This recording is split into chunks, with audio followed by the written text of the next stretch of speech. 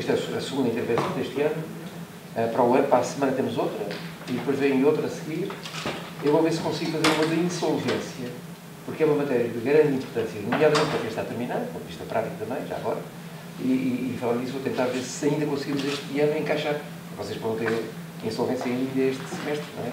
Como dizemos. De qualquer forma, em primeiro lugar, agradecer a sua presença, não é? E o Dr. Macedo. Esta temática é interessante porque se inscreve dentro de uma cadeira que é, de certo modo, nova, que não existia cá no curso, e que tem a ver com o ordenamento, com a educação, e o ordenamento rural em especial, tem uma lei especial própria para isso. E é curioso que é um direito que cada vez tem mais importância, e ainda bem, olha, foi de certo modo fomos felizes no curso, o que ela trazido para cá, porque se inscreve já numa área onde nós estamos, não é? Sobre pela importância decisiva que tem no mundo hoje, e cada vez mais, porque a agricultura e a parte, digamos, ligada à produção pecuária, à agricultura, é de uma importância decisiva. Veja-se aqui o que acontece hoje com a questão da seca, a nível da água, que é um dos recursos fundamentais. Mas o ordenamento rural, curiosamente, foi em 75, engraçado, apareceu na Faculdade de Direito de Coimbra, e foi até um colega meu que começou a dar essa cadeira, mesmo de Direito Agrário, depois desapareceu. Desapareceu, mas com as incidências todas. Há um primeiro decreto que eu recordo de cabeça, eles diziam 75, primeiro, que houve logo a seguir, tinha a ver com a lei do ordenamento rural, que era uma coisa da altura. A seguir, depois houve 76, 77, 76, 79, depois o 185, 385, 88, e agora a atual, 284, não é? 294, 2009, que entrou em vigor em 2010, mas que é, no fundo, digamos, um texto que dá suporte a isto. Agora, esta temática é interessante porque tem uma especificidade própria. De qualquer forma, eu depois agradecer também a vossa importância que isto depois tenha na vida prática. É o que nos interessa, sempre a ligação prática que é fundamental. Portanto, vamos ouvir então primeiro o Dr. Macedo sobre a temática e depois o professor, enfim, o pastor que irá também já fez aqui uma oferta no Instituto, não é? Destes dois livros sobre ir para a biblioteca, também, que é para enriquecer as matérias. Tive aqui a ser dar uma vista de olhos sobre este direito agrário argentino e que tem realmente uma exposição muito desenvolvida, com comparações, quero comparar também, e tem interesse. Mas é que vamos ouvir. Bom dia. Aqui os jovens de arrendamento, para além do urbano, estudem quase toda a parte também rural. É interessante também, referiu o Sr. Cravo, o Decreto-Lei de 88, e há uma obra nossa do conterrâneo, Fascículos de Coimbra, que a Universidade do Porto muito recentemente disponibilizou em formato digital com o acordo dos filhos. Dele e dos filhos. E aliás a passeio do Luís Fica tem que ver quer com o urbano, quer com o rural, já não é o direito atual, mas em termos doutrinários continua a ter muito interesse esse manual, ainda que esse benta do professor Pereira Coelho. Bem, também tenho um enorme gosto em ter aqui o professor Leonardo Pastorino. Eu escrevi isso e, até com algum orgulho, nós somos, ambos, de certa maneira, filhos da escola pisana, da escola mais rigorosa nestes atores. Não coincidimos, quase. Eu estive por lá no início dos anos 90. O Sr. Pastorino desenvolveu a carreira primeiro na Argentina, antes de lá estar. Depois tivemos mestres um pouco diferentes, eu mais do Sr. Carrosa, o Sr. Pastorino mais do Sr. Massarte. Massarte, recorda-se, que teve cá por 94, lembra-se daquele curso que fizemos cá? Então, não foi aqui? Sim, foi no NERD. No NERD. Sim, recordo-me que estava.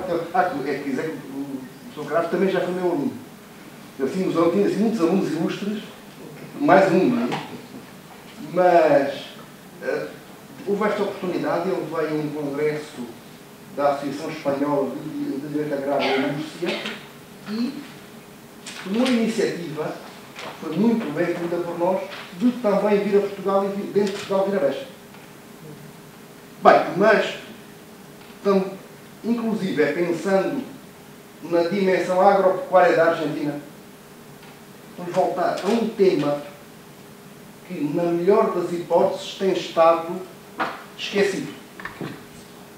Nós conversando com colegas, desde a monografia da Nicoletta Ferrucci sobre a empresa zootécnica, nel suo estatuto jurídico, ele não conhece quase nada sobre produção pecuária, ganaderia, com algum aprofundamento mínimo, exceto um artigo ou outro sobre o que nós chamamos parceria pecuária, que se mantém no Código Civil.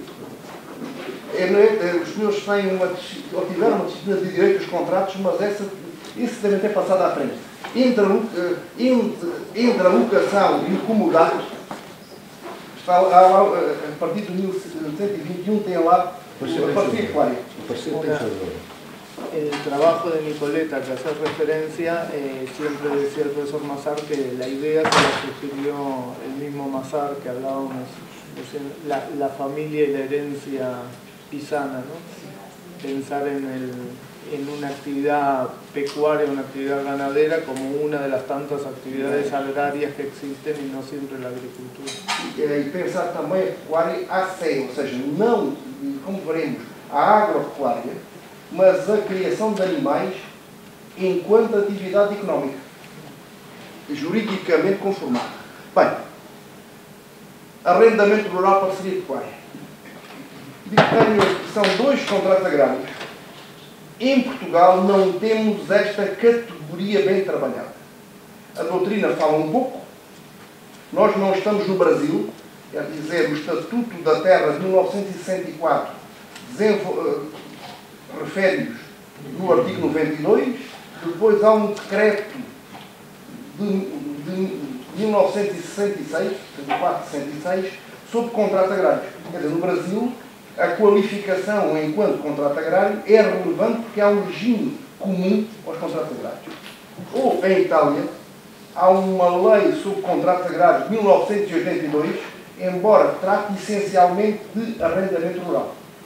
E dizer também, quer ao Sr. Fábio, quer aos alunos, que a evolução legislativa portuguesa, até certo ponto, seguiu de muito perto a italiana. Se pensarmos no Código Civil, quando foi regulado o arrendamento rural, havia leis, e veremos melhor, leis sobre o arrendamento rural ligadas ao segundo plano de fomento. Essas leis portuguesas, ainda que fossem de um regime, pelo menos declaradamente corporativo, estavam mais próximas das leis italianas pós-corporativas, quase pós-fascistas, em sentido técnico, do que o que seria o regime português. Portanto, é preciso ver isso muito de perto. Mas, bom, não havendo o critério legislativo, eu retomo aqui o critério que já usei em aulas na Faculdade de Direito, aí no início da primavera. Quer dizer, um critério material, serão contratos agrários, os que têm por objeto bens destinados à produção agrícola. Usando como subcritérios a natureza e o destino, a afetação. Mas temos de trabalhar sempre de modo muito próximo das fontes. Não é infrequente, também entre juristas, dissertar, por vezes voar, para lá das fontes. Pegam num princípio abstrato, eventualmente até que não tem até pouco a ver com fontes nacionais, e daí cria-se um mundo.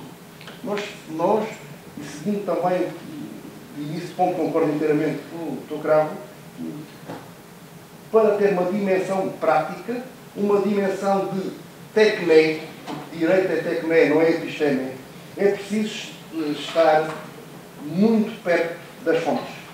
Não inventar para além das fontes. Podemos criticar as fontes, mas não fazer de conta às vezes que não existem.